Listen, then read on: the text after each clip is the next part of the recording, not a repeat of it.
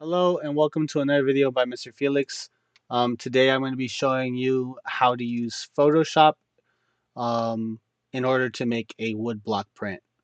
So far in the class, we have made a template to understand how the Glowforge works. We've made a keychain to understand how the capabilities of the Glowforge and use text. We've made an engraving of an image to make a magnet. Hopefully that one wasn't too bad. Today we're going to be building upon that by making something called a woodblock print. We're going to be basically using an old method of creating images with a new technology, right? Woodblock printing is something that's pretty old, right? Artisans would carve into wood to take away layers of wood, and then whatever they left would actually become the image, right? You can see here they carved away all the wood color, the brown, and they left this top layer of wood that's smooth and a nice finish. And then when they place ink on it, they'll rub it together or rub into it in order to transfer the ink, right? And they were able to make pretty famous pieces like this. Um, the one thing I do want you to understand is every single color in this image here is its own block. So they use this cerulean blue is one block, this brown is one block, the this brown is a different block, um, and then the blue in the waves I think is Play-Doh blue, from what I remember. I might have had the blues mixed up, but and then the white is just make sure to carve on each one. And I think there's black in it too. So this is probably like a 5 block print. I don't remember how many, but it's a pretty beautiful art. And we're gonna do a shortcut. Basically, we're gonna be doing this without having to carve it with our own hands, right? It's a really cool thing that you could do with the Glowforge, right? It's gonna be engraving, and it'll take away material from the block, and then whatever we leave on its own is going to be what gets printed. And it's a little bit complicated now I'm saying it, but as you watch the video, hopefully it'll become a little bit simpler.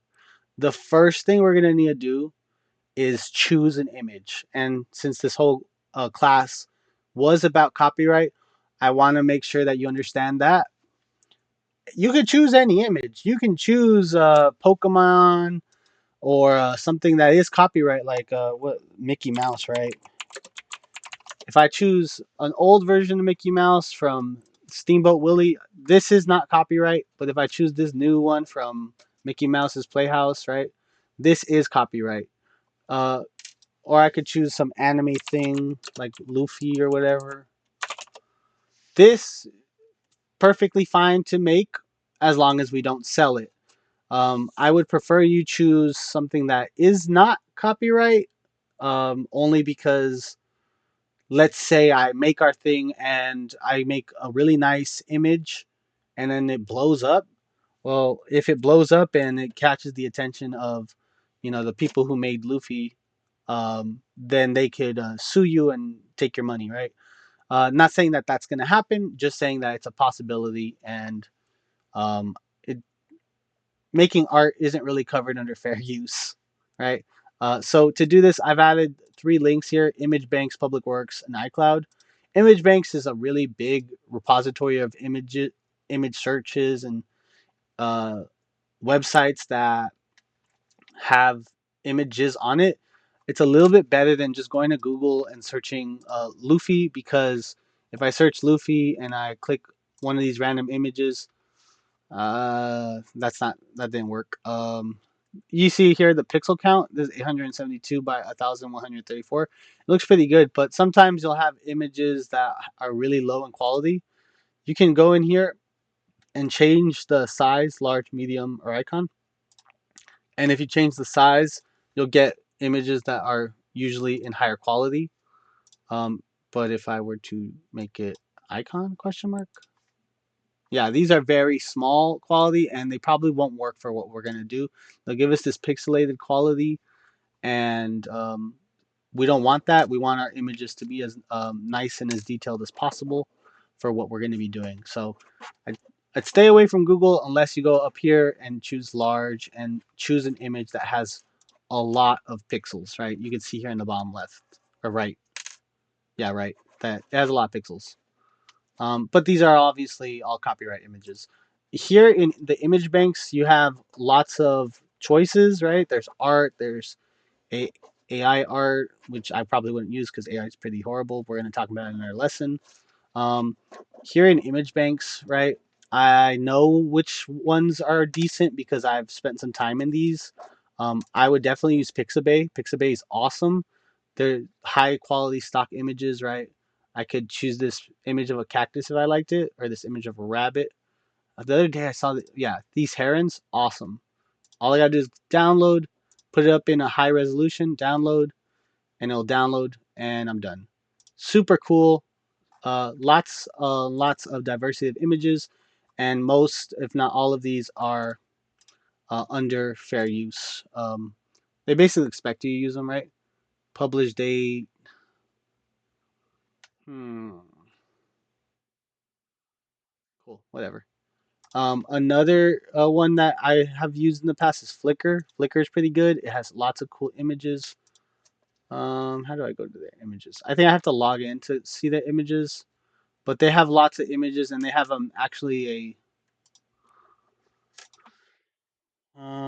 Julianne dot feel it. Oh my god. 4G.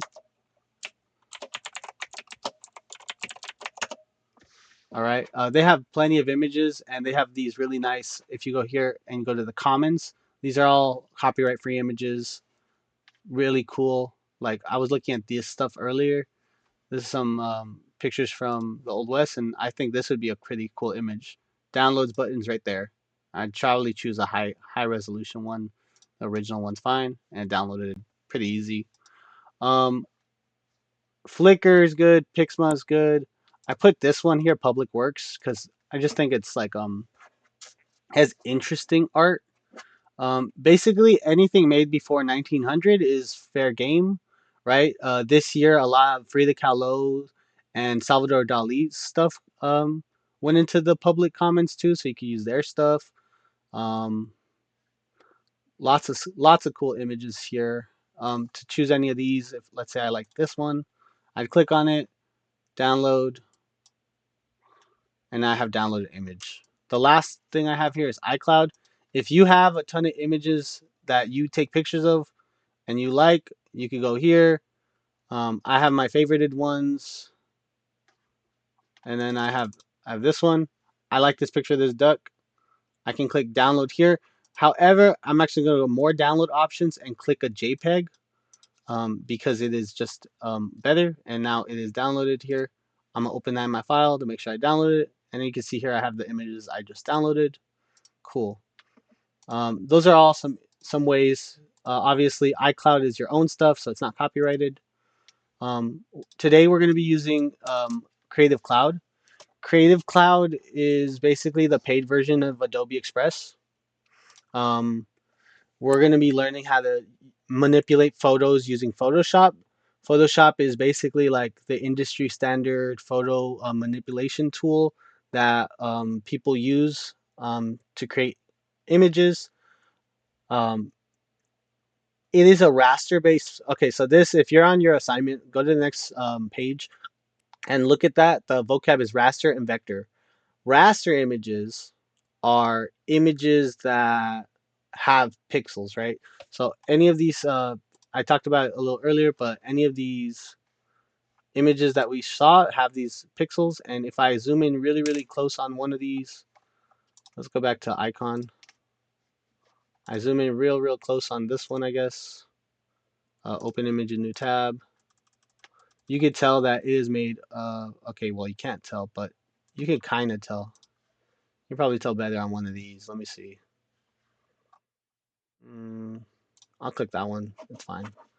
If I zoom in real close, you can see that it is made up of pixels that make up the image, right? Each pixel is its own color and it's completely filled in, and the thing next to it might be a slightly different color. And this is how images are made. Photoshop uses pixels. Illustrator uses vectors, which are math equations that are really, really good for the Glowforge. They're really, really good for CNCing. They're really good for the machines that we use in the Fab Lab. However, it's not really, really good at manipulating images. And for today's assignment, we need to manipulate an image and get it ready for the woodcut print engraving that we're going to be using in the Glowforge. In the Glowforge. Yeah, in the Glowforge. Cool. So you're probably gonna have to go to your Launchpad, open up Photoshop, and it'll ask you to log in. After you log in, open up Photoshop, and it should look like this. It probably won't have any of these images that I've been working on. It'll be blank, and you will click New File. This is how you start a new image. And one of the most important things is the same thing that we did in Express, right? You got to change the size of the image. Today we're working with 5 by 7. So I'm going to go into pixels. I'll change the inches. And the default shop size is already 7 by 5 or 5 by 7. It doesn't really matter. And I'm going to put woodblock print or whatever. And I'll put 1, woodblock print 1. So now I have my canvas. There's a couple of things to take note of here. The first thing is these tools on the left.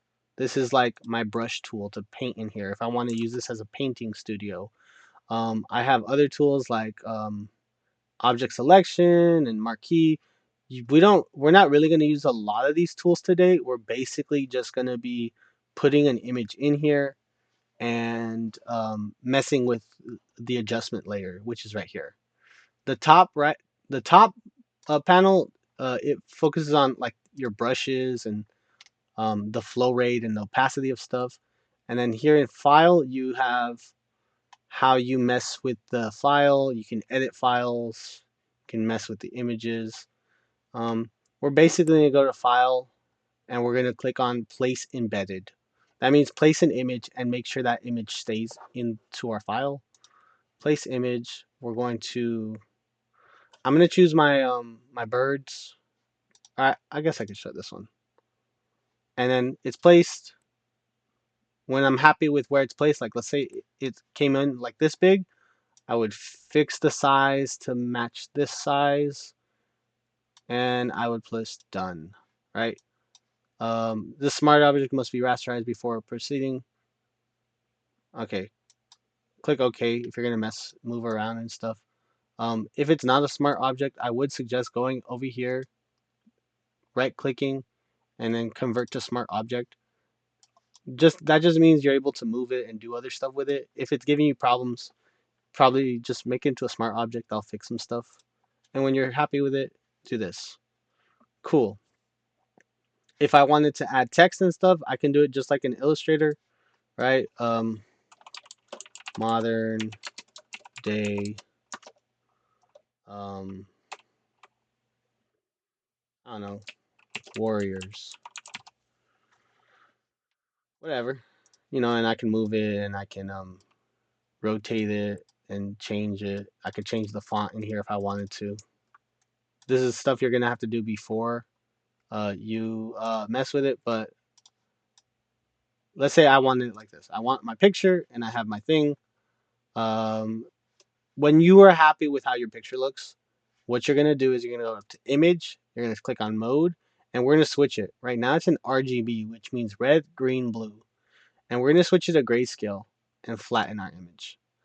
What it's gonna do is it's gonna make it all black and white, and we are good here. We're happy with this. The next thing you're gonna go do is go to layer again, new, no, image, mode, bitmap. If you remember from another class, this is what the Glowforge is doing um, before. This is what the Glowforge is doing, regardless of what we want, right? When we send an image to the Glowforge, it's making a bitmap of where to burn and where not to burn. by going into Photoshop and doing this ourselves, we're able to um, basically limit the amount of variables there is in our creation process, right? We're able to kind of guide the Glowforge a little bit more so we don't put an image in and then we're surprised by what comes out. If we're able to go in here and then bitmap it ourselves, we're just able to control it a little bit more. I forgot one thing. Just like we did in the last assignment to change the contrast and basically the black and the white, the exposure and everything, we could do that by going to adjustments. And I like using curves. Curves are more complicated. I'm able to brighten the whites and darken the darks, right? Let's say I wanted it really white and then really light. Oh man, that is not what I wanted. Adjustments, curves. I'm gonna bring it out here so I can see it. Let's say I want it like that, and then I want it darker, right? I'm able to do that right here in the curves. It basically is able to tell us like when things become black and when they can become white. Additionally, you can go into brightness and contrast,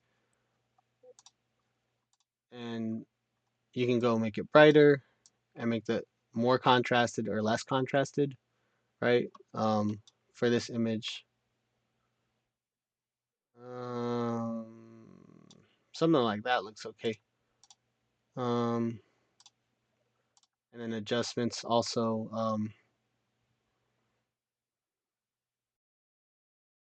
I think levels is cool, but I don't actually know how to use this. Yeah, just mess with the adjustments until your image is cool. Like make sure that the dark is dark and the light is really really light, because that's gonna make sure that when we bitmap it, which I'll show you right now, it looks good. I actually think this one was the best one of these, but all three of those are ways to increase your black or your white. Um, we're gonna go image mode and bitmap. Even here, there's a lot of things that we can do, right? We can usually I think it starts on diffusion thither.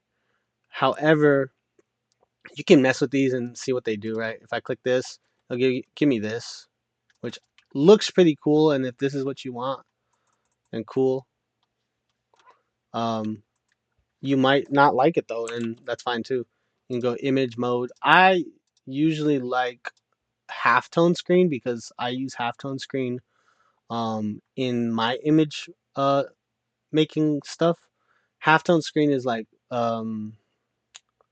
basically for like screen printing, right? You can choose the kind of halftone you want. Like if I chose this cross, everything would be kind of like crossed. It'd be made of crosses, I think is the idea. It looks pretty cool actually. Yeah, it's these X's are the crosses actually. If I went in and changed the bitmap, okay, and I wanted it, let's say in round, this is gonna be in circles or little dots, which look pretty cool.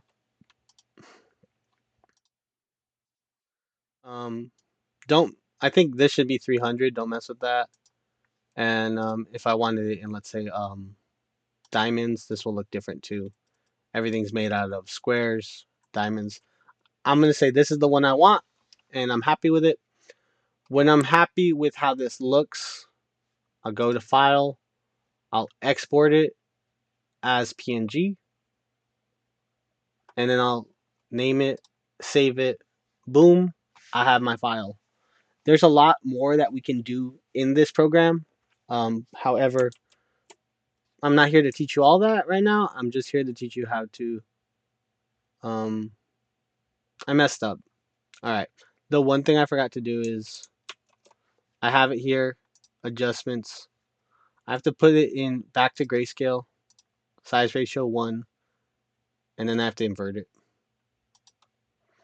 This is what we want to send to the Glowforge, right? Um, and there's one last thing. How do I flip it? I need to flip it. So invert and then flip. There was a button to flip it earlier. I saw it and I was like, make note of that. And then I forgot to do it. Image, probably rotation, flip horizontal. Cool. This is what you have to send to um, the Glowforge, right?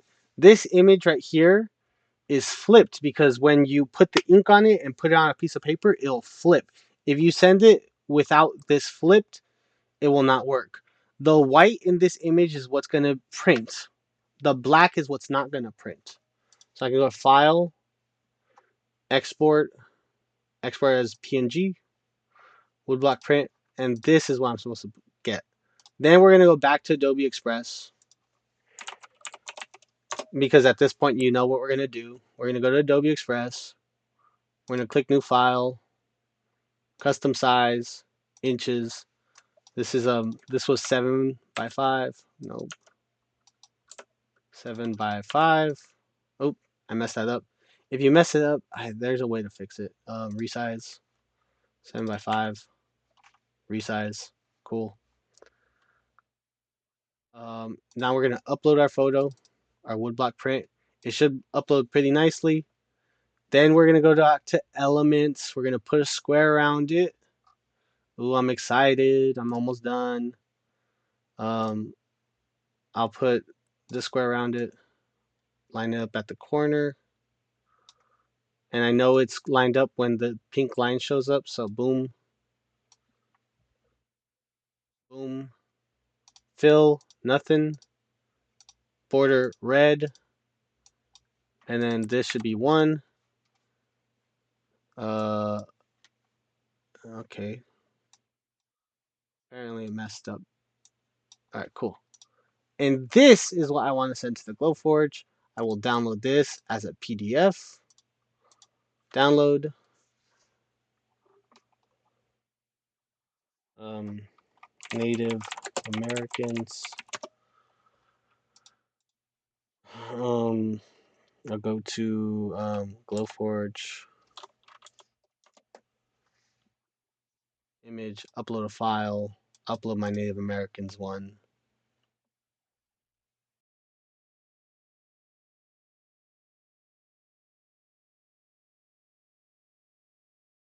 Give it a second. Yep, take some time. The more complicated our image that we send, the longer it takes. So we're sending a whole dither halftone thing. And then we're able to put it in here. And let's say this. Hopefully you do this on the thick, um, I think it's walnut plywood, or I think it's walnut plywood. Thick walnut plywood is really good for this from my experience so far. Oh, I forgot to take off the background color. Oops. If you do that like I did, click on it, and ignore it, or you can double click on here and you can just take it off and backspace to delete it. So now I don't have to worry about that. And now this is cool. To give you an idea of what's gonna print, I'll print this. Cool. And that's basically the assignment. Once you print this, we're going to be working on inking our blocks and printing them using the the brayers and the barons in the other room. Um, if you want to take a moment as your print is printing out, it'll probably take 20 to 30 minutes. You can finish some of the questions in the Google assignment, right? There's some questions about vocab, and there's some questions about is your um, is your image that you're going to be printing today copyright in the public domain? Is it copyright free, or are you infringing on somebody else's copyright? If you are, if you chose Hello Kitty or something like that, I'm cool with it. Like, I think it's fine. Um, I just want you to know if you are or if you're not, and explain your reasoning, obviously. But yeah, that's the assignment. Pro tip: if you want to, if you say I wanted to print this, and then I put this on 2 passes, that'll make that'll make your the print deeper. Um, but it does make it more fragile. So I don't know. You can do it if you have an image that has a lot of things that is going to be printed, and but if your print is like mine, where most of the image is coming off, I would leave it at just one pass, and it should work. And if it doesn't, you try again. Watch the video again. Go into Photoshop. A really quick showing of what we're doing. New file, default Photoshop size. Name it. Enter. File. Embed. Place embedded. Find a picture that you want. This time I'll use my birds. Um, if this happens, like let's say like I have it sideways, I can click this, proceed, and then I'm able to move this and move that to make it as big as I can. Um, if you're struggling with Photoshop to move stuff around, you could always click on this guy and move it around like that. Control plus and control minus is going to be like our friends here. You can command minus to go back, command plus to go forward. We got our guy. Okay, cool. We have him basically how we want him. Where there's a little bit of clipping. All right, image mode, grayscale, flatten, image mode, bitmap. Figure out how you want a bitmap. This one I'll try a pattern dither just for fun. Actually, I hate that. I think it's disgusting. Yeah, I'm not gonna do that. I uh uh got him back in black and white, bitmap. Don't mess with it. Halftone screen, okay. 30 is a good number. I like round. Round. I don't like round. Uh bitmap. Okay. Round. Why did it come out so ugly? Let's try ellipse. Yeah, I hate it. Um it's probably just the quality of the image.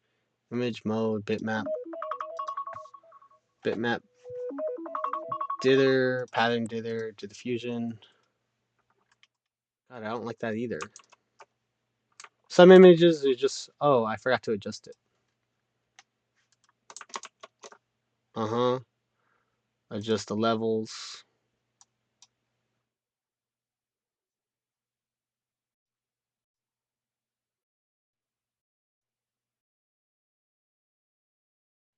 Cool.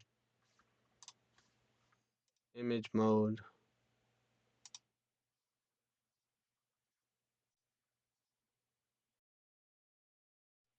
Why is it not letting me bitmap it now? Oh, make it into a smart object. Bitmap. Okay. 300. That looks better. Even though it doesn't look that much better, it looks better. Adjustments. Oh, image mode. Back to grayscale. Okay. Invert. Cool. This is what we want. Then we are gonna flip it horizontally. Image. Edit. Where did I? Where did I do that again? Image rotation. Horizontal flip. All right. Now go to File. Export. Export as PNG. Name. Cool. Take it Adobe Express. Um, plus new size inches 7 by 5, no, 5 by 7. Create new file. I'm gonna, nope, upload a full file. Name. Boom. um Elements. Uh-huh. Rectangle.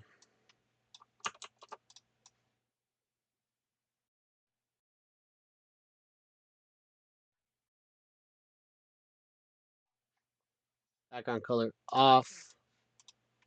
Fill color off. Border on.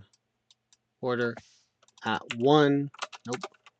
1 or 2 doesn't matter. I think it does matter, but it doesn't. Download. PDF. Download. Send to Glowforge. and you're done. So the assignment could take you a long time, or it could just take however long that took, which is like 2 minutes. And then send it to print, answer the questions, and you're good. Awesome. That looks pretty sick, actually. I think it'll look really good. Cool. Thank you for watching the video. If you have any questions, let me know.